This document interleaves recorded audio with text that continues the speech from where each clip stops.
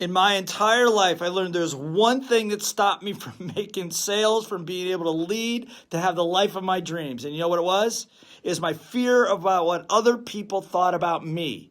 My fear of what other people thought about me.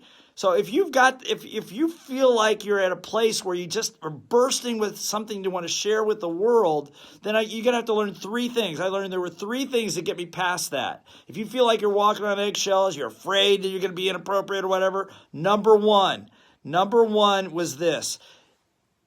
Be careful of the people that you hang around with. Who are the people in your life that are supporting you or telling you that you're not good enough? Get rid of those people that are not supporting you. Love them, but love them from a distance. That was number one. Number two is I had to learn how to control and squash the little voice between my ears that was beating me up and sabotaging my best efforts.